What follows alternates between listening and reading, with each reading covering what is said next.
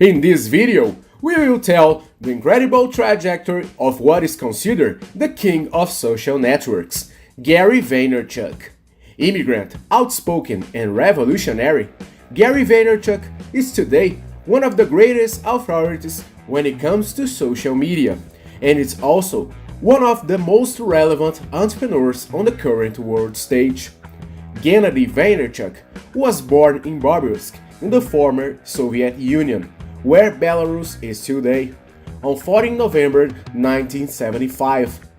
In 1978, he and his family left the Soviet Union in search of a life with more opportunities, and moved to the US under a treaty that allowed Soviet Jews to leave the region in exchange for American wheat. In Uncle Sam's hometown, the young man became known as Gary, and along with 8 other relatives, he shared a small apartment in the Queens, New York. A few years later, he and his parents and siblings moved to Edison, New Jersey. Over there, the Vaynerchuk family established themselves and gradually became prominent in the local commerce. Gary's grandfather uncle was already established as a merchant in the US, and this path was also taken by his father, Sasha. First, Sasha Vaynerchuk worked at her uncle's shop, and then gathered savings to open his own wine shop, Shoppers Discount Liquors. The store opened 5 years after he arrived in the Uncle Sam's land, speaking a few words of the local language in an incredible achievement, and one of the great lessons that Gary received for his life: to have a very strong work ethic to achieve the results he desires. Despite having a wine store, after years of extremely hard and continuous work as an employee, Sasha Vaynerchuk continued to maintain a routine of great economy and hard work, which means a very regressive life for the family.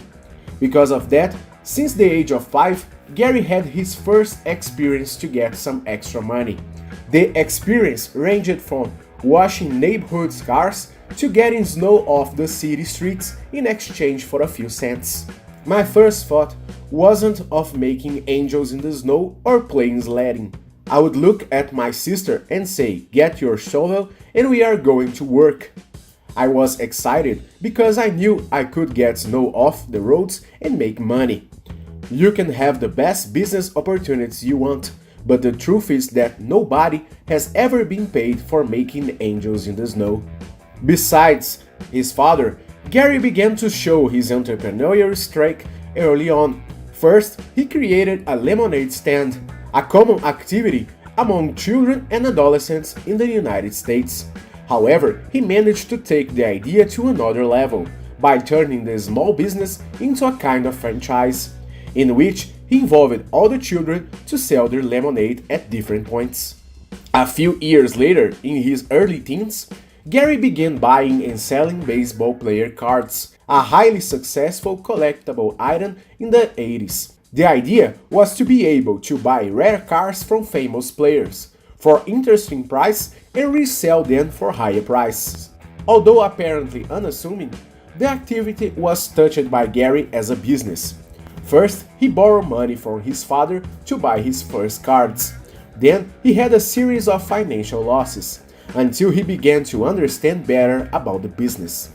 And in a few years, what seemed like a hobby, it would yield about $3,000 per weekend worked, an incredible feat for a preteen.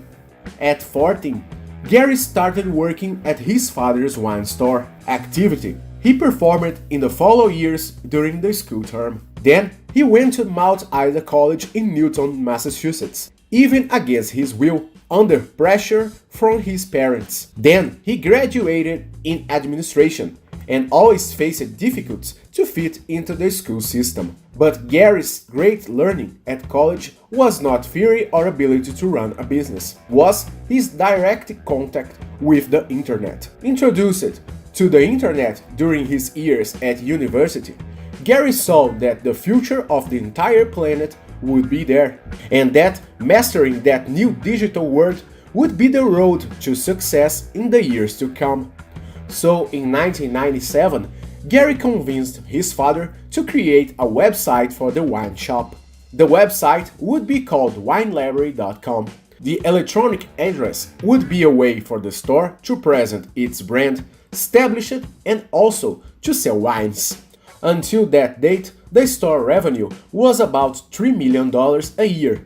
In a short time, Gary's electronic initiative proved successful and made his father agree to change the name of the establishment from Discount Liquor Shoppers to Wine Library, like the website. In addition, Gary negotiated with his father an advertisement budget, which would be used primarily to buy ads on the internet. At that moment, one of the great achievements attributed to Vaynerchuk was the purchase of the keyword wine for only $1 on Google.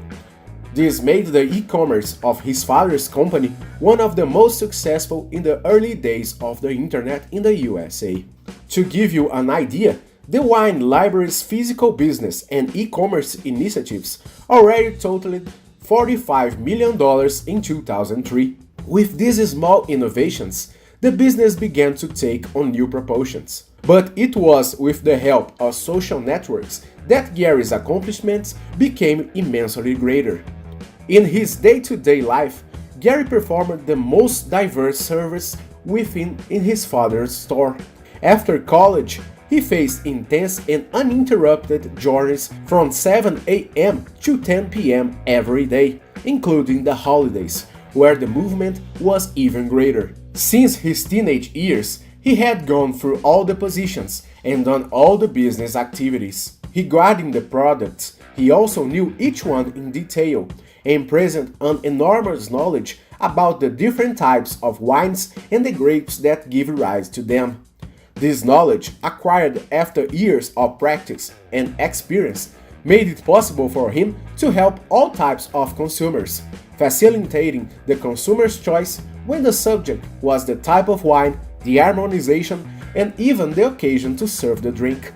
In this daily contact, Gary realized that there were many people who liked wine and everything related to the beverage, but often these people did not go into the wine culture, often for lack of information, for lack of financial conditions, or sometimes simply because they had no idea how complex wine culture can be. In addition, Gary realized that many people not only consume the wine or bought bottles to give to others, they also collect them. Facing with this open horizon within the world of wine, Gary decided to present all his knowledge about wines in videos on the internet in 2006. Curiously, on a platform that was just beginning, YouTube. From this idea, for over a year, Gary updated his channel, The Wine Library TV, daily with videos in which he tried a type of wine and talked about the particularities of the drink in question. During this period, his video was almost unviewed, and his content was practically ignored by platform users. But he kept uploading videos day after day, because he knew that the future of business was there. At times unhappy with the YouTube, Gary also sought out other sites to post his content, but continued with a Titibian discipline by posting videos daily. This discipline, according to him, comes from the teaching he had with his father about a strong work ethic. Video after video, Gary began to draw the attention of the most diverse spectators, some because of the wines, others because of his personality and his conversations, which not only involved the wine, but also other facts of his life and routine as an entrepreneur. This growth in the number of viewers made him noticed as one of the first people to make success on social networks through videos, surrendering invitations to popular US TV shows such as Ellen DeGeneres Show and Conan O'Brien Talk Show. The recognition even made him affectionately known as Gary V, mainly because of the difficulty of pronunciating his surname, and little by little he began to interact with thousands of people over the internet. In this way, Gary began to learn in detail the characteristics of the social networks in which he was present and how people were successful within the platforms, learning two valuable lessons. The first was the strength that evaluation videos had, generating what is known as content marketing. That is, a way to educate the consumer about the products that are sold by a brand. Knowing that the vast majority of people did not have a great knowledge about wines, but they could have a certain curiosity about the subject, Gary decided to show all the details of the most different types of wines. Besides arousing the desire of consumers to know the wines evaluated, he also did indirect market for his family's company, further increasing the annual revenues of the wine library, since a relevant parcel of consumers of the store came from his videos. Another lesson was the strength of the social networks possessed, and that, above all, within the internet, it was not just a sales business, but a business of communication between people. And best of all, he was one of the great masters in this matter. Seeing this scenario, Gary joined his younger brother AJ, and together they created VaynerMedia in 2009, a digital market agency focused on large companies. The agents would be played full-time by Gary, leaving the wine library to his family. By the time Gary left the company, in the background, the store already had a revenue of over $16 million per year.